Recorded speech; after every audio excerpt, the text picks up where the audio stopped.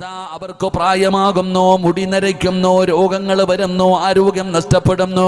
അതാ പടച്ചവനെ അവർക്ക് പ്രായമാകുന്നുണ്ട്. എന്നാ രണ്ട് കാര്യങ്ങളോട് അവർക്ക് വല്ലാത്ത ആഗ്രഹമാണ്. പ്രായമായവർക്ക് രണ്ട് കാര്യങ്ങളോട് വല്ലാത്ത ആഗ്രഹമാണ്. അല്ലാഹുവിന്റെ പ്രവാചകൻ സല്ലല്ലാഹു അലൈഹി വസല്ലമ തങ്ങളോട് അവിടുന്ന് സ്വഹാബത്ത് ചോദിക്കുന്നു, നബിയേ യാ റസൂലല്ലാഹ്, അല്ലാഹുവിന്റെ പ്രവാചകരെ, പ്രായമാകും തോറും ആഗ്രഹം കൂടുന്ന രണ്ട് കാര്യങ്ങൾ എന്താണെന്ന് നബി തങ്ങളോട് ചോദിക്കുമ്പോ അല്ലാഹുവിന്റെ പ്രവാചകൻ അവിടുന്ന് ഒന്നാമതായി പറഞ്ഞു കൊടുക്കുകയാ, അൽ ഹിർസു അലൽ മാൽ. പടച്ചവനെ, നബി തങ്ങൾ പറയുകയാണ്, ജനങ്ങൾക്ക് പ്രായമാകും തോറും അവർക്ക് സമ്പത്തിനോടുള്ള ആഗ്രഹം കൂടുകയാണ്, സമ്പത്തിനോടുള്ള മോഹം കൂടുകയാണ്. പടച്ചവനെ, അവരുടെ ആഗ്രഹം വല്ലാതെ വർദ്ധിക്കുകയാണ്. പ്രായം ചെന്ന പിതാവ് അലമാരിയുടെ താക്കോല് തന്റെ അരയിൽ കെട്ടിക്കൊണ്ട് നടക്കുന്ന ഉപ്പമാരെ നമുക്കറിയാമല്ലോ. എന്റെ പ്രിയപ്പെട്ട പെങ്ങള്, പടച്ചവനെ, പ്രായമുള്ള ഉമ്മമാര് 18, 20, 25, 30 വയസ്സുള്ള പെണ്ണുങ്ങൾ ധരിക്കുന്നതിനേക്കാൾ കൂടുതൽ സ്വർണങ്ങൾ ധരിക്കുന്നത് പാതാ പ്രായമുള്ളവരാ. അവർക്ക് സമ്പത്തിനോട് വല്ലാത്ത ആഗ്രഹമാണ്. പടച്ചവനെ, എങ്ങനെയും പണമുണ്ടാക്കണമല്ലോ. എടോ, പ്രായമുള്ളവരുടെ കാര്യം മാത്രമല്ല, ഇന്ന് എല്ലാവർക്കും വേണ്ടത് പണമാണ്. ആണാകട്ടെ പെണ്ണാകട്ടെ, പ്രായമുള്ളവരാകട്ടെ കുട്ടികളാകട്ടെ, എല്ലാവർക്കും വേണ്ടത് പണമാണ്. ആ പണത്തിന് വേണ്ടി ഏത് വൃത്തികേടുകളും ചെയ്യുമല്ലോ.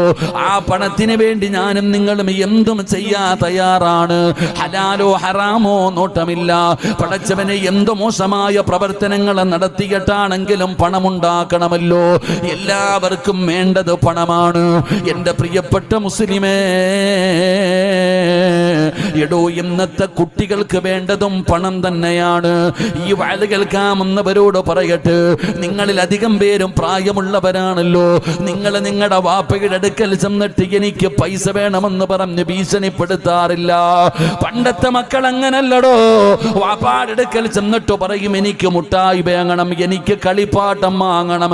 പടച്ചവനെ, മക്കൾ ചെന്ന് പിതാവിനോട് പറയുമായിരുന്നു. എന്നാ ഇന്നത്തെ തലമുറ അങ്ങനെയല്ലടോ.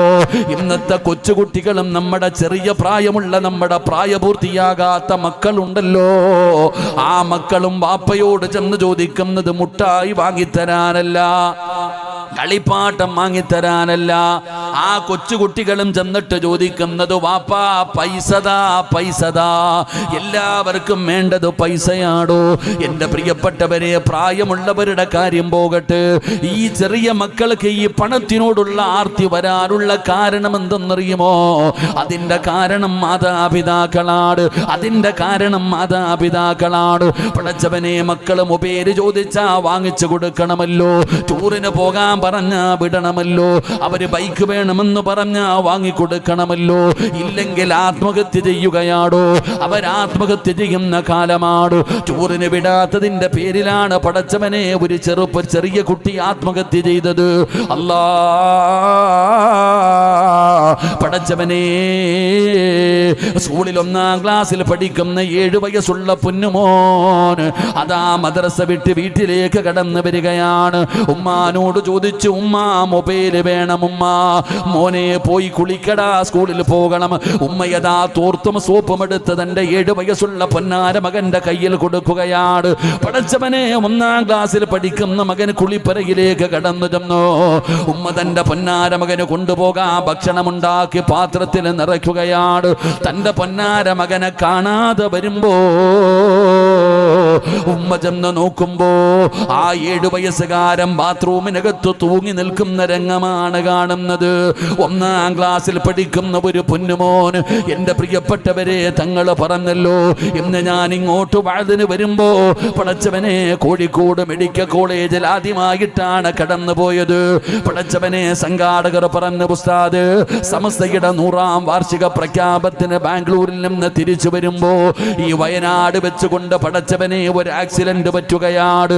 അല്ലാഹുവേ, ജനാസ കുളിപ്പിച്ച ഉസ്താദ് ഇനി മണ്ണാർക്കാടേക്ക് കൊണ്ടുപോവുകയാണ്. പടച്ചവനെ, ഞാൻ അവിടെ കടന്നു ചെല്ലുമ്പോ എന്റെ പ്രിയപ്പെട്ട സംഘാടകരോട്, എന്റെ ചെറുപ്പക്കാരോട് പറയുകയാ, എത്ര വലിയ ഭാഗ്യവാനാ സഹോദരാ. ഈ സമസ്ത എന്ന് പറയുന്ന പ്രസ്ഥാനമുണ്ടല്ലോ, ഇതിന് നെഞ്ചിലേറ്റുന്ന ചെറുപ്പക്കാര് പഠിക്കേണ്ടത്, എല്ലാവരും ചോദിക്കും ഈ സംഘടനയുടെ